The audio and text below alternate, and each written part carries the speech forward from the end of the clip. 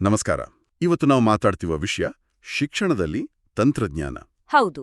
ಶಿಕ್ಷಣದ ಸ್ವರೂಪವೇ ಬದಲಾಗ್ತಿದೆ ನೋಡಿ ಈಗ. ಟೆಕ್ನಾಲಜಿ ಹೇಗೆಲ್ಲ ಅದರೊಳಗೆ ಬಂದಿದೆ ಅನ್ನೋದನ್ನ ಸ್ವಲ್ಪ ಆಳವಾಗಿ ನೋಡೋಣ. ಹೌದು. ಇವತ್ತಿನ ಚರ್ಚೆಗೆ ನಾವು ಯುಜಿಸಿ ನೆಟ್ ಪೇಪರ್ 2 ಶಿಕ್ಷಣಕ್ಕೆ ಸಂಬಂಧಪಟ್ಟ ಒಂದು ವಿಡಿಯೋದ ಕೆಲವು ಭಾಗಗಳನ್ನು ಆಧಾರವಾಗಿ ಇಟ್ಕೊಂಡಿದ್ದೀವಿ. ಹೌದು, ಈ ಮಟೀರಿಯಲ್ ಪರೀಕ್ಷೆಗೆ ಓದುವವರಿಗೆ ಖಂಡಿತ ಹೆಲ್ಪ್ ಆಗುತ್ತೆ. ಆದ್ರೆ ಇದರಲ್ಲಿರುವ ವಿಚಾರಗಳು ಈಗಿನ ಮಾಡರ್ನ್ ಎಜುಕೇಷನ್ ಬಗ್ಗೆ ತಿಳ್ಕೊಳ್ಬೇಕು ಅನ್ನೋ ಯಾರಿಗಾದ್ರೂ ಇಂಟ್ರೆಸ್ಟಿಂಗ್ ಆಗಿರುತ್ತೆ. ಕರೆಕ್ಟ್. ಶಿಕ್ಷಣದಲ್ಲಿ ಟೆಕ್ನಾಲಜಿ ಅನ್ನೋದು ಸುಮ್ಮನೆ ಒಂದು ಟೂಲ್ ಆಗಿ ಉಳ್ದಿಲ್ಲ ಈಗ. ಅದು ಪೂರ್ತಿ ಲರ್ನಿಂಗ್ ಎಕ್ಸ್ಪೀರಿಯನ್ಸ್ ಅನ್ನೇ ಬದಲಾಯಿಸ್ತಾ ಇದೆ. ಹೌದೌದು. ಸೊ ಈ ಬದಲಾವಣೆ ಹಿಂದೆ ಇರೋ ಮುಖ್ಯವಾದ ಕಾನ್ಸೆಪ್ಟ್ಸ್, ಥಿಯರೀಸ್, ಆಮೇಲೆ ಅವುಗಳನ್ನ ಹೇಗೆ ಅಪ್ಲೈ ಮಾಡ್ತಾರೆ ಅನ್ನೋದನ್ನ ಅರ್ಥ ಮಾಡ್ಕೊಳ್ಳೋಣ. ಅದ್ಭುತ. ಹಾಗಾದ್ರೆ ಆ ಪರೀಕ್ಷೆ ಟೆನ್ಷನ್ ಎಲ್ಲ ಸ್ವಲ್ಪ ಬದಿಗಿಟ್ಟು ಶಿಕ್ಷಣ ಮತ್ತು ತಂತ್ರಜ್ಞಾನದ ಈ ಇಂಟ್ರೆಸ್ಟಿಂಗ್ ಜಗತ್ತಿಗೆ ಇಳಿದು ಮುಖ್ಯವಾದ ಪಾಯಿಂಟ್ಸ್ ಎಲ್ಲ ಹೆಕ್ಕಿ ತೆಗೆಯೋಣ. ಸರಿ, ಮೊದಲು ಕೆಲವು ಬೇಸಿಕ್ ಪದಗಳಿಂದ ಶುರು ಮಾಡೋಣವೇ? ಖಂಡಿತ. ICT ಅಂತೀವಲ್ಲ, ಇನ್ಫಾರ್ಮೇಷನ್ ಅಂಡ್ ಕಮ್ಯುನಿಕೇಷನ್ ಟೆಕ್ನಾಲಜಿ ಅಂದ್ರೆ ಏನದು? ಹೌದು, ICT ಅಂದ್ರೆ ಇನ್ಫಾರ್ಮೇಷನ್ ಅಂಡ್ ಕಮ್ಯುನಿಕೇಷನ್ ಟೆಕ್ನಾಲಜಿ. ಇಲ್ಲಿ ಗಮನಿಸಬೇಕಾದ್ದೇನು ಅಂದ್ರೆ ಮಾಹಿತಿ, ಇನ್ಫಾರ್ಮೇಷನ್ ಮತ್ತು ಸೂಚನೆ, ಇನ್ಸ್ಟ್ರಕ್ಷನ್ ಮಧ್ಯೆ ಇರೋ ವ್ಯತ್ಯಾಸ. ಓಕೆ. ಮಾಹಿತಿ ಅನ್ನೋದು ತುಂಬಾ ಜನರಲ್, ಎಲ್ಲರಿಗೂ ಸಿಗಬಹುದು. ಉದಾಹರಣೆಗೆ NEP 2020 ಬಂದಿದೆ ಅನ್ನೋದು ಒಂದು ಮಾಹಿತಿ ಅಷ್ಟೇ. ಸರಿ. ಆದ್ರೆ ನಿಮ್ಮ ಎಕ್ಸಾಮ್ಗೆ NEPಯ ಈ ಚಾಪ್ಟರ್ ಮುಖ್ಯ ಅಂತ ಹೇಳಿದ್ರೆ ಅದು ನಿರ್ದಿಷ್ಟವಾಗಿ ಕಲಿಯೋರಿಗೆ ಕೊಡೋ ಸೂಚನೆ. ಆಹಾ, ಅಂದ್ರೆ ICT ಬ್ರಾಡ್ ಆದ್ರೆ ಸೂಚನಾ ತಂತ್ರಜ್ಞಾನ, ಇನ್ಸ್ಟ್ರಕ್ಷನಲ್ ಟೆಕ್ನಾಲಜಿ ಅನ್ನೋದು ಕಲಿಯೋರ ಗೋಲ್ಸು, ಅವರ ಅಗತ್ಯಕ್ಕೆ ತಕ್ಕ ಹಾಗೆ ಡಿಸೈನ್ ಮಾಡಿರೋದು. ಸರಿ ತಾನೆ? ಎಕ್ಸಾಕ್ಟ್ಲಿ. ಅದೇ ರೀತಿ ಬೋಧನಾ ತಂತ್ರಜ್ಞಾನ, ಟೀಚಿಂಗ್ ಟೆಕ್ನಾಲಜಿ ಅಂದ್ರೆ ಟೀಚರ್ಸ್ ಬಳಸೋದು. ಕಲಿಕಾ ತಂತ್ರಜ್ಞಾನ ಅಂದ್ರೆ ಸ್ಟೂಡೆಂಟ್ಸ್ ತಮ್ಮ ಕಲಿಕೆಗಾಗಿ ಬಳಸೋದು. ಇನ್ನೊಂದಿದೆ ವರ್ತನಾ ತಂತ್ರಜ್ಞಾನ, ಬಿಹೇವಿಯರಲ್ ಟೆಕ್ನಾಲಜಿ. ಇದರ ಗುರಿ ಏನು ಅಂದ್ರೆ ರಿವಾರ್ಡ್ಸ್, ಪನಿಷ್ಮೆಂಟ್ಸ್ ಇಟ್ಕೊಂಡು ಅವರ ವರ್ತನೆ ಬದಲಾಯಿಸೋದು. ಓಕೆ, ಈ ಡೆಫಿನಿಷನ್ಸ್ ಕ್ಲಿಯರ್ ಆಯಿತು. ಈಗ ಕಲಿಕೆಯ ದೊಡ್ಡ ಸಿದ್ಧಾಂತಗಳಿದೆಯಲ್ಲ, ಬಿಹೇವಿಯರಿಸಮ್, ಕಾಗ್ನಿಟಿವಿಸಮ್, ಅವು ಟೆಕ್ನಾಲಜಿ ಜೊತೆ ಹೇಗೆ ಹೊಂದಿಕೊಳ್ಳುತ್ತೆ ಅಥವಾ ಹೇಗೆ ಬದಲಾಗುತ್ತೆ ಅಂತ ನೋಡೋಣ. ಮೊದಲು ವರ್ತನವಾದ, ಬಿಹೇವಿಯರಿಸಮ್. ಹೌದು. ಇದು ನಾವು ನೋಡಬಹುದಾದ ವರ್ತನೆ ಮೇಲೆ ಫೋಕಸ್ ಮಾಡುತ್ತೆ ಅಲ್ವಾ? ಹೌದು. ಇಲ್ಲಿ ಕಲಿಕೆ ಅಂದ್ರೆ ಹೊರಗಿನ ಸ್ಟಿಮ್ಯುಲಸ್ಗೆ ರೆಸ್ಪಾನ್ಸ್ ಕೊಡೋದು ಅಂತ ನಂಬಿಕೆ. ಟೆಕ್ನಾಲಜಿ ಕಡೆ ನೋಡಿದ್ರೆ ಗೇಮಿಫಿಟೇಷನ್ನಲ್ಲಿ ಇದನ್ನ ತುಂಬಾ ನೋಡ್ತೀವಿ. ಹೌದು, ಲೀಡರ್ ಬೋರ್ಡ್. ಹೌದು, ಲೀಡರ್ ಬೋರ್ಡ್ಗಳು, ಪಾಯಿಂಟ್ಸ್, ಬ್ಯಾಡ್ಜ್ಗಳು ಇವೆಲ್ಲ ರಿವಾರ್ಡ್ ಪ್ರಿನ್ಸಿಪಲ್ ಮೇಲೆ ನಡೆಯುತ್ತೆ. ಆಮೇಲೆ ಡ್ರಿಲ್ ಅಂಡ್ ಪ್ರಾಕ್ಟೀಸ್ ಸಾಫ್ಟ್ವೇರ್ಗಳು, ಕೆಲವು ಸಿಮ್ಯುಲೇಷನ್ಸ್ಗಳು ಕೂಡ ಇದೇ ಕ್ಯಾಟಗರಿಗೆ ಬರುತ್ತೆ. ಇದು ಹೆಚ್ಚಾಗಿ ಟೀಚರ್ ಸೆಂಟರ್ಡ್ ಅಪ್ರೋಚ್. ಇದಾದ್ಮೇಲೆ ಜ್ಞಾನಾತ್ಮಕವಾದ ಅಂದ್ರೆ ಕಾಗ್ನಿಟಿವಿಸಮ್. ಇದು ಬ್ರೈನ್ ಒಳಗಡೆ ನಡೆಯೋ ಮೆಂಟಲ್ ಪ್ರಾಸೆಸ್ ಮೇಲೆ ಫೋಕಸ್ ಮಾಡುತ್ತೆ ಅಲ್ವಾ? ಹೇಗೆ ಇನ್ಫಾರ್ಮೇಷನ್ ಪ್ರಾಸೆಸ್ ಮಾಡ್ತೀವಿ, ನೆನಪಿಟ್ಕೊಳ್ತೀವಿ. ಹೌದು ಹೌದು. ಮಾಹಿತಿಯ ಸಂಸ್ಕರಣೆ, ಸ್ಮರಣೆ, ಸಮಸ್ಯೆ ಬಗೆಹರಿಸೋದು ಇವೆಲ್ಲ ಮುಖ್ಯ. ಟೆಕ್ನಾಲಜಿಯಲ್ಲಿ ಇದರ ಉದಾಹರಣೆ ಅಂದ್ರೆ ಕಾಂಪ್ಲೆಕ್ಸ್ ಟಾಪಿಕ್ಗಳನ್ನ ಸ್ಟೆಪ್ ಬೈ ಸ್ಟೆಪ್, ಸುಲಭದಿಂದ ಕಷ್ಟಕ್ಕೆ ಅಂತ ಒಡೆದು ಹೇಳೋ ಎಜುಕೇಷನಲ್ ಸಾಫ್ಟ್ವೇರ್ಗಳು. ಓ, ಗೇಮ್ಸ್ ಅಲ್ಲಿ ಲೆವೆಲ್ಸ್ ತರನಾ? Correct. Memory games, interactive tutorials, ಆಟಗಳಲ್ಲಿ ಕೂಡ ಮುಂದಿನ ಲೆವೆಲ್ಗೆ ಹೋಗೋಕೆ ಹಿಂದಿನ ಲೆವೆಲ್ ಜ್ಞಾನ ಬೇಕಲ್ವಾ? ಅದು ಒಂದು ಕಾಗ್ನಿಟಿವ್ ಪ್ರಾಸೆಸ್. ಮೂರನೇದು ರಚನಾವಾದ, ಕನ್ಸ್ಟ್ರಕ್ಟಿವಿಸಮ್. ಇದು ನನಗೆ ತುಂಬಾ ಇಷ್ಟವಾದ ಕಾನ್ಸೆಪ್ಟ್. ಹಳೆ ನಾಲೆಜ್ ಮೇಲೆ ಹೊಸ ನಾಲೆಜ್ನ ನಾವೇ ಆಕ್ಟಿವ್ ಆಗಿ ಕನ್ಸ್ಟ್ರಕ್ಟ್ ಮಾಡ್ಕೊಳ್ಳೋದು. ತುಂಬಾ ಸರಿಯಾಗಿ ಹೇಳಿದ್ರಿ. ಇದು ಲರ್ನರ್ ಸೆಂಟರ್ಡ್. ಇಲ್ಲಿ ಟೆಕ್ನಾಲಜಿ ಹೇಗೆ ಹೆಲ್ಪ್ ಮಾಡುತ್ತೆ ಅಂದ್ರೆ ಕಲಾಬರೇಟಿವ್ ಲರ್ನಿಂಗ್ಗೆ, ಅಂದ್ರೆ ಶೇರ್ಡ್ ಡಾಕ್ಯುಮೆಂಟ್ಸ್, ಫೋರಮ್ಸ್ ಬಳಸಿ ಒಟ್ಟಿಗೆ ಕೆಲಸ ಮಾಡೋಕೆ. ಆಮೇಲೆ ಎಕ್ಸ್ಪ್ಲೋರ್ ಮಾಡೋಕೆ, ವೆಬ್ ಕ್ವೆಸ್ಟ್ಸ್, ರಿಸರ್ಚ್ ಟೂಲ್ಸ್, ಮತ್ತೆ ತಮ್ಮ ತಿಳುವಳಿಕೆನ ಎಕ್ಸ್ಪ್ರೆಸ್ ಮಾಡೋಕೆ. ಈಗ ಪ್ರೆಸೆಂಟೇಷನ್ ಮಾಡೋದು, ಬ್ಲಾಗ್ ಬರೆಯೋದು, ವಿಡಿಯೋ ಮಾಡೋದು, ಇವೆಲ್ಲದಕ್ಕೂ ವೇದಿಕೆ ಕೊಡುತ್ತೆ. ಹಳೆ ಇಟ್ಟಿಗೆಗಳಿಂದ ಹೊಸ ಗೋಡೆ ಕಟ್ಟಿದ ಹಾಗೆ ಅಂದ್ರಿ, ಚೆನ್ನಾಗಿದೆ ಹೋಲಿಕೆ. ಹೌದು. ಮತ್ತು ಈಗಿನ ಕಾಲಕ್ಕೆ ತುಂಬಾ ರೆಲೆವೆಂಟ್ ಆಗಿರೋದು ಸಂಪರ್ಕವಾದ, ಕನೆಕ್ಟಿವಿಸಮ್. ಇದು 21ನೇ ಶತಮಾನದ ಡಿಜಿಟಲ್ ಜಗತ್ತಿಗೆ ಹೆಚ್ಚು ಸೂಟ್ ಆಗುತ್ತೆ ಅನ್ಸುತ್ತೆ. ಖಂಡಿತವಾಗಿಯೂ. ಕನೆಕ್ಟಿವಿಸಮ್ ಏನ್ ಹೇಳುತ್ತೆ ಅಂದ್ರೆ ಜ್ಞಾನ ಅನ್ನೋದು ಬರೀ ಒಬ್ಬ ವ್ಯಕ್ತಿ ತಲೆಯಲ್ಲಿ ಮಾತ್ರ ಇರಲ್ಲ, ಅದು ನೆಟ್ವರ್ಕ್ಗಳಲ್ಲಿ ಹಂಚಿ ಹೋಗಿರುತ್ತೆ. ಕಲಿಯೋದು ಅಂದ್ರೆ ಆ ನೆಟ್ವರ್ಕ್ಗಳಲ್ಲಿ ಭಾಗವಹಿಸೋದು, ಕನೆಕ್ಷನ್ಸ್ ಗುರ್ತಿಸೋದು, ಅದನ್ನ ಮ್ಯಾನೇಜ್ ಮಾಡೋದು ಮತ್ತೆ ಹೊಸ ಕನೆಕ್ಷನ್ಸ್ ಕ್ರಿಯೇಟ್ ಮಾಡೋದು. ಇದು ತುಂಬಾ ಇಂಟ್ರೆಸ್ಟಿಂಗ್ ಆಗಿದೆ. ಅಂದ್ರೆ ಫೇಸ್ಬುಕ್ ಗ್ರೂಪ್ನಲ್ಲಿ ಚರ್ಚೆ ಮಾಡೋದು, ಲಿಂಕ್ಡ್ಇನ್ನಲ್ಲಿ ಪ್ರೊಫೆಷನಲ್ಸ್ ಜೊತೆ ಕನೆಕ್ಟ್ ಆಗೋದು, ಯೂಟ್ಯೂಬ್ ವಿಡಿಯೋ ನೋಡಿ ಕಲಿಯೋದು, ಇವೆಲ್ಲ ಕನೆಕ್ಟಿವಿಸಂನ ಭಾಗನಾ? ಖಚಿತವಾಗಿಯೂ. ಹಾಗಾದ್ರೆ ಸ್ವಯಂ ಮೂಕ್ಸ್ ಪ್ಲಾಟ್ಫಾರ್ಮ್ಗಳು ಕೂಡ? ಖಂಡಿತ. ಸ್ವಯಂ, ಕೋರ್ಸೆರಾ, ಇಡಿಎಕ್ಸ್ನಂತಹ ಮೂಕ್ ಪ್ಲಾಟ್ಫಾರ್ಮ್ಗಳು ದೊಡ್ಡ ದೊಡ್ಡ ನಾಲೆಡ್ಜ್ ನೆಟ್ವರ್ಕ್ಗಳೇ ಸರಿ. ಅಲ್ಲಿ ಕಲಿಯೋರು ಬರೀ ಕಂಟೆಂಟ್ ಕಲಿಯಲ್ಲ, ಬೇರೆ ಲರ್ನರ್ಸ್ ಜೊತೆ, ಟೀಚರ್ಸ್ ಜೊತೆ, ರಿಸೋರ್ಸ್ಗಳ ಜೊತೆ ಇಂಟರಾಕ್ಟ್ ಮಾಡ್ತಾರೆ. ಇಲ್ಲಿ ಟೆಕ್ನಾಲಜಿ ಕೇವಲ ಒಂದು ಟೂಲ್ ಅಲ್ಲ, ಅದೇ ಒಂದು ಲರ್ನಿಂಗ್ ಎನ್ವೈರನ್ಮೆಂಟ್. ಪರಿಸರವೇ ಆಗಿದೆ. ಹೌದು. ಹಾಗಾದ್ರೆ ಈ ಡಿಜಿಟಲ್ ಜಗತ್ತಲ್ಲಿ ಸಕ್ಸಸ್ ಆಗೋಕ್ಕೆ ಬರೀ ಅಕ್ಷರಜ್ಞಾನ ಸಾಕಾಗಲ್ಲ. 21ನೇ ಶತಮಾನದ ಕೌಶಲ್ಯಗಳು ಅಂತಾರಲ್ಲ, ಅವು ಯಾವುವು?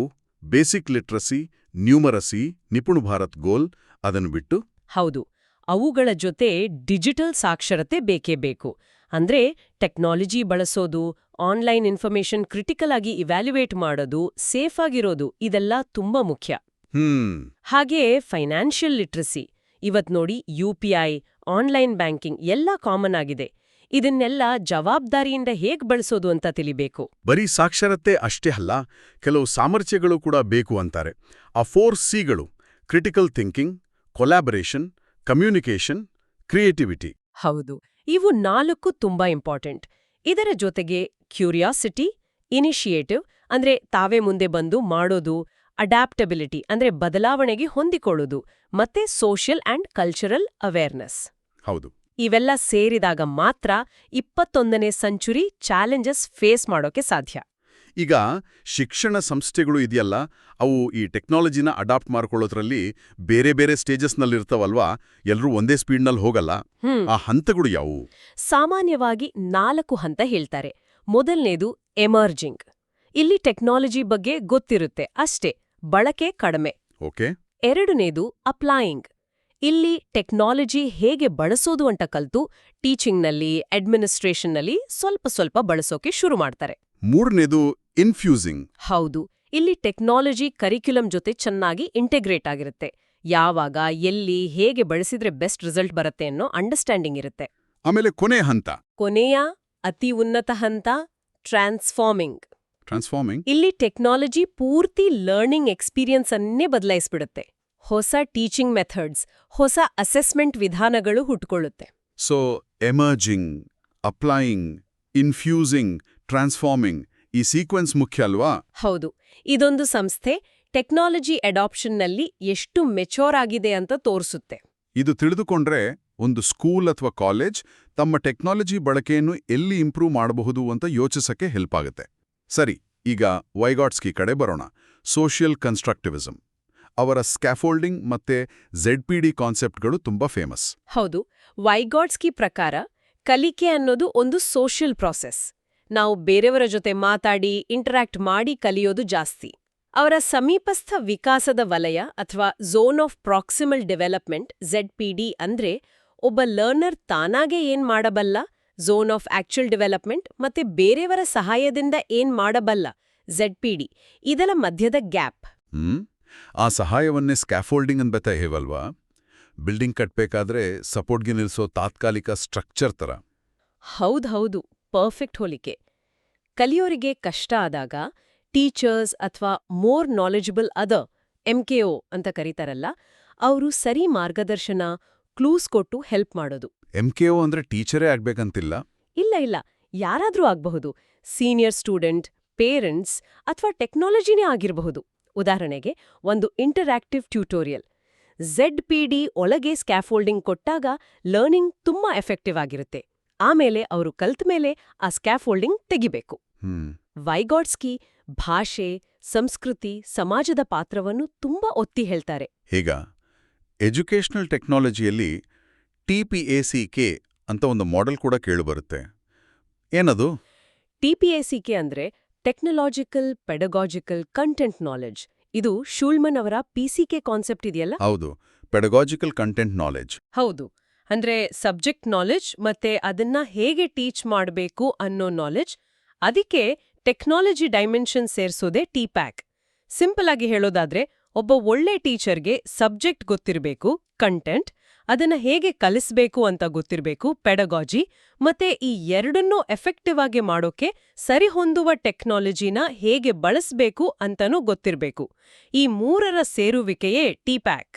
ಓಹ್, ಹಾಗಾದ್ರೆ ಇದು ಈಗಿನ ಟೀಚರ್ಗಳಿಗೆ ಇರಲೇಬೇಕಾದ ಕೆಪಾಸಿಟಿ. ಸರಿ, ಈಗ ಕಮ್ಯುನಿಕೇಷನ್ ಬಗ್ಗೆ ಮಾತಾಡೋಣ. ಸಿಂಕ್ರಾನಸ್ ಮತ್ತು asynchronous. Live class, recorded class ತರನಾ? ಹೌದು, ಹೆಚ್ಚು ಕಡಿಮೆ ಹಾಗೇನೆ. ಸಿಂಕ್ರೋನಸ್ ಅಂದ್ರೆ ಒಂದೇ ಸಮಯದಲ್ಲಿ ಎಲ್ಲರೂ ಒಂದೇ ಟೈಮಲ್ಲಿ ಇರಬೇಕು.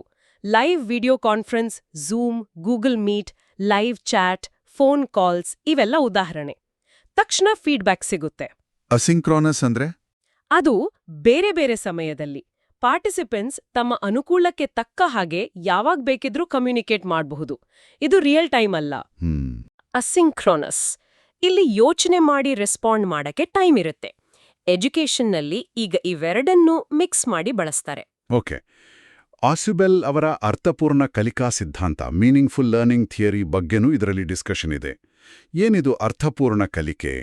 ಆಸ್ಯುಬೆಲ್ ಹೇಳ್ತಾರೆ, ಹೊಸ ಇನ್ಫಾರ್ಮೇಷನ್ ಕಲಿಯೋರ ಮೈಂಡಿನಲ್ಲಿ ಆಲ್ರೆಡಿ ಇರೋ ನಾಲೆಡ್ಜ್ ಜೊತೆ ಲಾಜಿಕಲ್ ಆಗಿ, ಮೀನಿಂಗ್ಫುಲ್ ಆಗಿ ಕನೆಕ್ಟ್ ಆದ್ರೆ ಮಾತ್ರ ಅದು ಮೀನಿಂಗ್ಫುಲ್ ಲರ್ನಿಂಗ್.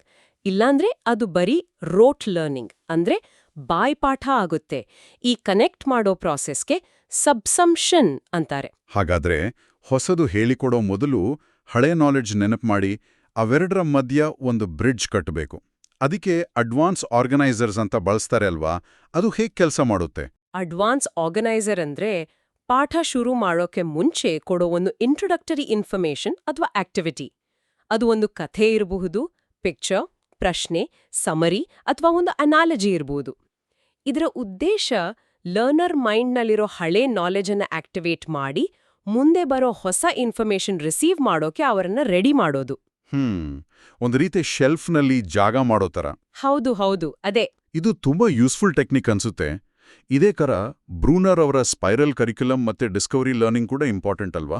ಖಂಡಿತ. ಸ್ಪೈರಲ್ ಕರಿಕ್ಯುಲಮ್ ಅಂದ್ರೆ ಬೇಸಿಕ್ ಕಾನ್ಸೆಪ್ಟ್ಸ್ಗಳನ್ನ ಚಿಕ್ಕ ವಯಸ್ಸಿನಲ್ಲಿ ಸಿಂಪಲ್ ಆಗಿ ಹೇಳಿ, ಆಮೇಲೆ ಕ್ಲಾಸ್ ಮೇಲೆ ಹೋದಾಗೆ ಅದೇ ಕಾನ್ಸೆಪ್ಟ್ಸ್ಗಳನ್ನ ಇನ್ನೂ ಕಾಂಪ್ಲೆಕ್ಸ್ ಆಗಿ, ಡೀಪ್ ಆಗಿ ಮತ್ತೆ ಮತ್ತೆ ಕಲಿಸೋದು. ಓಕೆ. ಡಿಸ್ಕವರಿ ಲರ್ನಿಂಗ್ ಅಲ್ಲಿ ಟೀಚರ್ಸ್ ಡೈರೆಕ್ಟ್ ಆಗಿ ಆನ್ಸರ್ ಹೇಳಲ್ಲ. ಬದಲಿಗೆ ಸ್ಟೂಡೆಂಟ್ಸ್ ತಾವೇ ಪ್ರಶ್ನೆ ಕೇಳಿ, ಎಕ್ಸ್ಪೆರಿಮೆಂಟ್ ಮಾಡಿ, ಎಕ್ಸ್ಪ್ಲೋರ್ ಮಾಡಿ ಆನ್ಸರ್ ಕಂಡುಹಿಡಿಯೋ ಹಾಗೆ ಎನ್ಕರೇಜ್ ಮಾಡ್ತಾರೆ. ಬ್ರೂನರ್ ಕೂಡ ಸ್ಕ್ಯಾಫೋಲ್ಡಿಂಗ್ನ ಇಂಪಾರ್ಟೆನ್ಸ್ ಬಗ್ಗೆ ಹೇಳಿದ್ದಾರೆ. ಈಗ ಎಜುಕೇಷನಲ್ ಟೆಕ್ನಾಲಜಿನ ಅಪ್ಲೈ ಮಾಡೋಕ್ಕೆ ಕೆಲವು ಸ್ಪೆಸಿಫಿಕ್ ಇನ್ಸ್ಟ್ರಕ್ಷನಲ್ ಡಿಸೈನ್ ಮಾಡೆಲ್ಸ್ ಇವೆ. ಆಡಿ ಮತ್ತೆ ಅಶ್ಯೂರ್ ಮಾಡೆಲ್ಸ್ ಜಾಸ್ತಿ ಕೇಳ್ಬರ್ತವೆ. ಇವೆರಡ್ರಿಗೂ ವ್ಯತ್ಯಾಸ ಏನು? ಎರಡೂ ಕೂಡ ಟೀಚಿಂಗ್ ಆಕ್ಟಿವಿಟೀಸ್ನ ಸಿಸ್ಟಮ್ಯಾಟಿಕ್ ಆಗಿ ಪ್ಲಾನ್ ಮಾಡೋಕೆ ಹೆಲ್ಪ್ ಮಾಡ್ತವೆ. ಆಡಿ ಅನ್ನೋದು analyse, design, development, implementation, evaluation. ಇದು ಒಂದು ಜನರಲ್ ಸೈಕ್ಲಿಕಲ್ ಪ್ರಾಸೆಸ್. ಮೊದಲು ಲರ್ನರ್ ನೀಡ್ಸ್ ಅನಲೈಸ್ ಮಾಡಿ, ಎ. ಆಮೇಲೆ ಲರ್ನಿಂಗ್ ಆಬ್ಜೆಕ್ಟಿವ್ಸ್ ಡಿಸೈನ್ ಮಾಡಿ, ಡಿ. ಅದಕ್ಕೆ ಬೇಕಾದ ಮಟೀರಿಯಲ್ಸ್ ಡೆವಲಪ್ ಮಾಡಿ, ಡಿ. ಆಮೇಲೆ ಟೀಚಿಂಗ್ ಇಂಪ್ಲಿಮೆಂಟ್ ಮಾಡಿ, ಐ. ಕೊನೆಗೆ ರಿಸಲ್ಟ್ಸ್ ಇವ್ಯಾಲ್ಯೂಯೇಟ್ ಮಾಡಿ, ಇ. ಇದು ಸಿಂಪಲ್ ಆಗಿದೆ, ಫ್ಲೆಕ್ಸಿಬಲ್ ಆಗಿದೆ. ಅಶ್ಯೂರ್ ಮಾಡೆಲ್ ಸ್ವಲ್ಪ ಬೇರೆನಾ? Analyse, learners, state objectives. ಹೌದು. ಅಶ್ಯೂರ್ ಮಾಡೆಲ್ ಕ್ಲಾಸ್ ರೂಮ್ ಟೀಚಿಂಗ್ಗೆ ಹೆಚ್ಚು ಸ್ಪೆಸಿಫಿಕ್, ಮತ್ತೆ ಇದರಲ್ಲಿ ಟೆಕ್ನಾಲಜಿ ಅಂದ್ರೆ ಮೀಡಿಯಾ ಅಂಡ್ ಮಟೀರಿಯಲ್ಸ್ ಬಳಸೋಕೆ ಕ್ಲಿಯರ್ ಆಗಿ ಒತ್ತು ಕೊಟ್ಟಿದ್ದಾರೆ. Select, utilise. ಓ ಹೌದು. ಇದು ಲರ್ನರ್ ಆಕ್ಟಿವ್ ಆಗಿ ಪಾರ್ಟಿಸಿಪೇಟ್ ಮಾಡಬೇಕು. ರಿಕ್ವೈರ್ ಲರ್ನರ್ ಪಾರ್ಟಿಸಿಪೇಷನ್ ಅಂತ ಒತ್ತಿ ಹೇಳುತ್ತೆ. ಇದು ಕನ್ಸ್ಟ್ರಕ್ಟಿವಿಸಮ್ಗೆ ಹತ್ರವಾಗಿದೆ. ಸೊ ಎಡಿ ಬ್ರಾಡ್ ಆದ್ರೆ ಅಶ್ಯೂರ್ ಕ್ಲಾಸ್ ರೂಮಿನಲ್ಲಿ ಟೆಕ್ನಾಲಜಿ ಇಂಟಿಗ್ರೇಟ್ ಮಾಡೋಕೆ ಹೆಚ್ಚು ಸೂಕ್ತವಾದ ಫ್ರೇಮ್ವರ್ಕ್ ಕೊಡುತ್ತೆ. ರಾಬರ್ಟ್ ಗ್ಯಾಗ್ನೆ ಅವರ 9 ಇವೆಂಟ್ಸ್ ಆಫ್ ಇನ್ಸ್ಟ್ರಕ್ಷನ್ ಕೂಡ ಇದೇ ರೀತಿ ಪಾಠವನ್ನ ಸ್ಟೆಪ್ ಬೈ ಸ್ಟೆಪ್ ಪ್ಲಾನ್ ಮಾಡೋಕೆ ಹೆಲ್ಪ್ ಮಾಡುತ್ತೆ ಅಲ್ವಾ? ಗಮನ ಸೆಳೆಯೋದ್ರಿಂದ ಹಿಡಿದು ಕಲಿತಿದ್ದು ನೆನಪಿಟ್ಕೊಳ್ಳೋ ತನಕ. ಖಂಡಿತ. ಗ್ಯಾಗ್ನೆ ಮಾಡೆಲ್ ಲರ್ನಿಂಗ್ನ ಸೈಕಲಾಜಿಕಲ್ ಪ್ರಾಸೆಸ್ ಮೇಲೆ ಬೇಸಾಗಿದೆ. ಎಫೆಕ್ಟಿವ್ ಟೀಚಿಂಗ್ಗೆ ಬೇಕಾದ ಸೀಕ್ವೆನ್ಷಿಯಲ್ ಸ್ಟೆಪ್ಸ್ ಕೊಡುತ್ತೆ. ಇದು ಟೀಚರ್ಸ್ಗೆ ತಮ್ಮ ಲೆಸನ್ ಪ್ಲಾನ್ನ ಹೆಚ್ಚು ಸಿಸ್ಟಮ್ಯಾಟಿಕ್ ಆಗಿ, ಉದ್ದೇಶಪೂರ್ವಕವಾಗಿ ಮಾಡೋಕೆ ಗೈಡ್ ಮಾಡುತ್ತೆ. ಸರಿ, ಈಗ ಕೆಲವು ಮುಖ್ಯವಾದ ನ್ಯಾಷನಲ್ ಪ್ಲಾಟ್ಫಾರ್ಮ್ಸ್, ಇನಿಷಿಯೇಟಿವ್ಸ್ ಬಗ್ಗೆ ನೋಡೋಣ. NEP 2020 ರೆಕಮೆಂಡ್ ಮಾಡಿದ ನೆಟ್-EF ಅಂದ್ರೆ ನ್ಯಾಷನಲ್ ಎಜುಕೇಷನಲ್ ಟೆಕ್ನಾಲಜಿ ಫೋರಂ, ಇದರ ಉದ್ದೇಶವೇನು? ನೆಟ್ನ ಮೇನ್ ಉದ್ದೇಶ ಎಜುಕೇಷನಲ್ಲಿ ಟೆಕ್ನಾಲಜಿ ಬಳಕೆಯನ್ನ ಪ್ರಮೋಟ್ ಮಾಡೋದು, ರಿಸರ್ಚ್ ಮತ್ತೆ ಇನೋವೇಷನ್ಗೆ ಒಂದು ಪ್ಲಾಟ್ಫಾರ್ಮ್ ಕೊಡೋದು ಮತ್ತೆ ಟೆಕ್ನಾಲಜಿ ಅಡಾಪ್ಷನ್ ಬಗ್ಗೆ ಸೆಂಟರ್ ಮತ್ತೆ ಸ್ಟೇಟ್ ಗವರ್ಮೆಂಟ್ಗಳಿಗೆ ಅಡ್ವೈಸ್ ಕೊಡೋದು. ಇದು ಎಐ, ಬ್ಲಾಕ್ ಚೈನ್ನಂತಹ ಹೊಸ ಟೆಕ್ನಾಲಜಿಗಳ ಎಜುಕೇಷನಲ್ ಪೊಟೆನ್ಷಿಯಲ್ನ ಎಕ್ಸ್ಪ್ಲೋರ್ ಮಾಡೋ ಗುರಿ ಕೂಡ ಹೊಂದಿದೆ. ಹಾಗೆಯೇ ಸ್ವಯಂ ಬಗ್ಗೆ ಆಗ್ಲೇ ಮಾತಾಡಿದ್ವಿ. ಇದು ನಮ್ಮ ಮೂಕ್ ಪ್ಲಾಟ್ಫಾರ್ಮ್. ಇದರ 4 ಕ್ವಾಡ್ರೆಂಟ್ಸ್ ಯಾವುವು? ಸ್ವಯಂ ಕೋರ್ಸ್ಗಳಲ್ಲಿ ಸಾಮಾನ್ಯವಾಗಿ 4 ಭಾಗ ಇರುತ್ತೆ. 1 ಇ ಟ್ಯುಟೋರಿಯಲ್ ಅಂದ್ರೆ ವಿಡಿಯೋ ಲೆಸನ್ಸ್, 2 ಇ ಕಂಟೆಂಟ್ ಅಂದ್ರೆ ರೀಡಿಂಗ್ ಮೆಟೀರಿಯಲ್ಸ್, PDF ಇತ್ಯಾದಿ, 3 ಅಸೆಸ್ಮೆಂಟ್ ಅಂದ್ರೆ ಕ್ವಿಜ್, ಅಸೈನ್ಮೆಂಟ್ಸ್, ಮತ್ತೆ 4 ಡಿಸ್ಕಷನ್ ಫೋರಂ, ಡೌಟ್ಸ್ ಕೇಳೋಕೆ, ಚರ್ಚೆ ಮಾಡೋಕೆ. ಓಕೆ. ಈ ಸ್ಟ್ರಕ್ಚರ್ ಒಂದು ಕಂಪ್ಲೀಟ್ ಲರ್ನಿಂಗ್ ಎಕ್ಸ್ಪೀರಿಯನ್ಸ್ ಕೊಡೋಕೆ ಟ್ರೈ ಮಾಡುತ್ತೆ. ಮೂಕ್ಸ್ಗಳಲ್ಲೂ ಟೈಪ್ಸ್ ಇದೆ ಅಂದ್ರಿ. ಸಿಮೂಕ್ ಮತ್ತು ಎಕ್ಸ್ಮೂಕ್. ಹೌದು. CMOOC ಅಂದ್ರೆ ಕನೆಕ್ಟಿವಿಸ್ಟ್ ಮೂಕ್. ಇದು ಕನೆಕ್ಟಿವಿಸಂ ಪ್ರಿನ್ಸಿಪಲ್ಸ್ ಮೇಲೆ ಬೇಸ್ ಆಗಿದೆ. ಇಲ್ಲಿ ನಾಲೆಡ್ಜ್ ನೆಟ್ವರ್ಕ್ನಲ್ಲಿ ಕ್ರಿಯೇಟ್ ಆಗತ್ತೆ, ಶೇರ್ ಆಗತ್ತೆ, ಲರ್ನರ್ಸ್ ಮಧ್ಯೆ ಇಂಟರಾಕ್ಷನ್, ಕೊಲಾಬರೇಷನ್ಗೆ ಹೆಚ್ಚು ಇಂಪಾರ್ಟೆನ್ಸ್. XMOC ಅಂದ್ರೆ ಎಕ್ಸ್ಟೆಂಡೆಡ್ ಮೂಕ್. ಇದು ಸ್ವಲ್ಪ ಟ್ರೆಡಿಷನಲ್ ಕೋರ್ಸ್ಗಳ ತರಹ. ಇಲ್ಲಿ ಕಾಂಟೆಂಟ್ ಡೆಲಿವರಿ, ವಿಡಿಯೋ ಲೆಕ್ಚರ್ಸ್, ಅಸೆಸ್ಮೆಂಟ್ಗೆ ಹೆಚ್ಚು ಫೋಕಸ್ ಇರುತ್ತೆ. ನಾವು ಸಾಮಾನ್ಯವಾಗಿ ಕೋರ್ಸೆರಾ, EDX ಅಲ್ಲಿ ನೋಡೋದು XMOC ಮಾಡೆಲ್. ಮಿಶ್ರ ಕಲಿಕೆ ಅಂದ್ರೆ ಬ್ಲೆಂಡೆಡ್ ಲರ್ನಿಂಗ್. ಇದು ಈಗ ತುಂಬಾ ಕಡೆ ಬಳಕೆಯಲ್ಲಿದೆ ಅಲ್ವಾ? ಏನಿದು?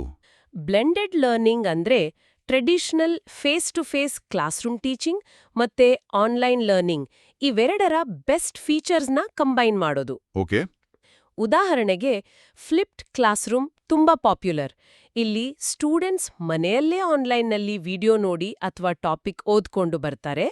ಕ್ಲಾಸ್ರೂಮ್ನಲ್ಲಿ ಟೀಚರ್ ಗೈಡೆನ್ಸ್ನಲ್ಲಿ ಆಕ್ಟಿವಿಟೀಸ್, ಡಿಸ್ಕಷನ್ಸ್, ಪ್ರಾಬ್ಲಮ್ ಸಾಲ್ವಿಂಗ್ ಮಾಡ್ತಾರೆ. ಇದು ಲರ್ನಿಂಗ್ ಟೈಮ್ನ ಹೆಚ್ಚು ಎಫೆಕ್ಟಿವ್ ಆಗಿ ಬಳಸಿಕೊಳ್ಳೋಕೆ ಹೆಲ್ಪ್ ಆಗ್ಬೋದು. ಸರಿ, ಕೊನೆಯದಾಗಿ ಈ ಲರ್ನಿಂಗ್ನಲ್ಲಿ ಈ ಕಾಣಿಸ್ತಿರೋ ಕೆಲವು ಹೊಸ ಟ್ರೆಂಡ್ಸ್ ಯಾವುವು? ತುಂಬಾ ಇವೆ. ಪರ್ಸನಲೈಸ್ಡ್ ಲರ್ನಿಂಗ್ ಅಂದ್ರೆ ಪ್ರತಿಯೊಬ್ಬ ಸ್ಟೂಡೆಂಟ್ನ ಸ್ಪೀಡ್, ಸ್ಟೈಲ್, ನೀಡ್ಸ್ಗೆ ತಕ್ಕ ಹಾಗೆ ಟೆಕ್ನಾಲಜಿ ಹೆಲ್ಪ್ನಿಂದ ಲರ್ನಿಂಗ್ ಎಕ್ಸ್ಪೀರಿಯನ್ಸ್ನ ಅಡ್ಜಸ್ಟ್ ಮಾಡೋದು. ವಿಡಿಯೋ ಬೇಸ್ಡ್ ಲರ್ನಿಂಗ್, ಯೂಟ್ಯೂಬ್ನಂತಹ ಪ್ಲಾಟ್ಫಾರ್ಮ್ಸ್ಗಳಿಂದ ಇದು ತುಂಬಾ ದೊಡ್ಡ ಬೆಳೆದಿದೆ. AR ಮತ್ತೆ VR ಬಗ್ಗೆನೂ ತುಂಬಾ ಕೇಳ್ತಿದ್ದೀವಿ. ಆಗ್ಮೆಂಟೆಡ್ ರಿಯಾಲಿಟಿ, ವರ್ಚುವಲ್ ರಿಯಾಲಿಟಿ ಶಿಕ್ಷಣದಲ್ಲಿ ಹೇಗೆ ಬಳಕೆ ಆಗ್ತಿವೆ? AR ಅಂದ್ರೆ ವರ್ಧಿತ ವಾಸ್ತವತೆ.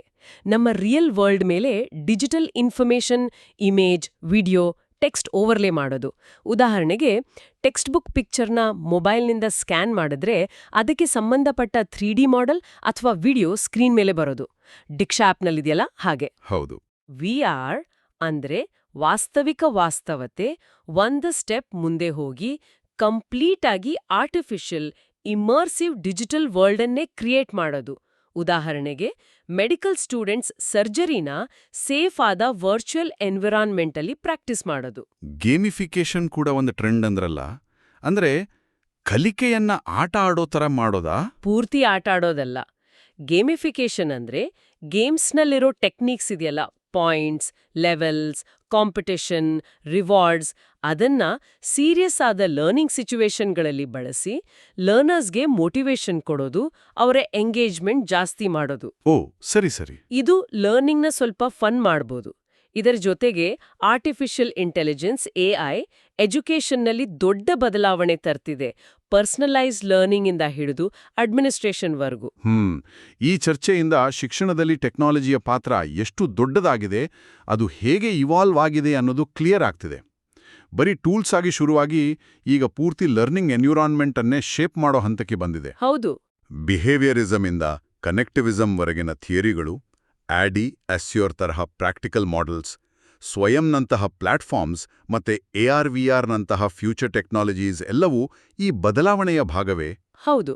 ಈ ಎಲ್ಲ ಕಾನ್ಸೆಪ್ಟ್ಗಳನ್ನ ಒಟ್ಟಿಗೆ ಸೇರಿಸಿ ನೋಡಿದಾಗ ಟೆಕ್ನಾಲಜಿನ ಎಜುಕೇಷನ್ನಲ್ಲಿ ಸುಮ್ಮನೆ ಬಳಸೋದು ಅಷ್ಟೇ ಅಲ್ಲ, ಅದನ್ನ ಯೋಚನೆ ಮಾಡಿ ಉದ್ದೇಶಪೂರ್ವಕವಾಗಿ ಎಫೆಕ್ಟಿವ್ ಆಗಿ ಇಂಟಿಗ್ರೇಟ್ ಮಾಡೋದು ಎಷ್ಟು ಮುಖ್ಯ ಅನ್ನೋದು ಗೊತ್ತಾಗತ್ತೆ. ಹೌದು. ಇದು ಟೀಚರ್ಸ್ಗೆ, ಸ್ಟೂಡೆಂಟ್ಸ್ಗೆ, ಪಾಲಿಸಿ ಮೇಕರ್ಸ್ಗೆ ಎಲ್ಲರಿಗೂ ಸಂಬಂಧಪಟ್ಟ ವಿಚಾರ. ಖಂಡಿತ. ಕೊನೆಯದಾಗಿ ನಮ್ಮ ಕೇಳುಗರಿಗೆ ಒಂದು ಯೋಚನೆ ಮಾಡಕ್ಕೊಂದು ಪ್ರಶ್ನೆ. ಈ ಟೆಕ್ನಾಲಜಿಯ ಪ್ರಭಾವ ಬರೀ ಶಿಕ್ಷಣವನ್ನ ತಲುಪಿಸೋ ಮೆಥಡ್ನ ಮಾತ್ರ ಇಂಪ್ರೂವ್ ಮಾಡ್ತಿದ್ಯಾ? ಅಥವಾ ಅದು ನಾವು ಜ್ಞಾನವನ್ನ ಗ್ರಹಿಸೋ, ಪ್ರೋಸೆಸ್ ಮಾಡೋ ಮತ್ತೆ ಹೊಸದನ್ನ ಕ್ರಿಯೇಟ್ ಮಾಡೋ ನಮ್ಮ ಬೇಸಿಕ್ ಕೆಪಾಸಿಟಿಗಳನ್ನೇ ಬದಲಾಯಿಸ್ತಾ ಇದೆಯಾ? ಒಳ್ಳೆ ಪ್ರಶ್ನೆ. ಇದರ ಲಾಂಗ್ ಟರ್ಮ್ ಎಫೆಕ್ಟ್ಸ್ ಬಗ್ಗೆ ಯೋಚನೆ ಮಾಡ್ತಾ ಇವತ್ತಿನ ಈ ಆಳವಾದ ಚರ್ಚೆಯನ್ನ ಮುಗಿಸೋಣ. ಮುಂದಿನ ಸಲ ಮತ್ತೆ ಭೇಟಿಯಾಗೋಣ.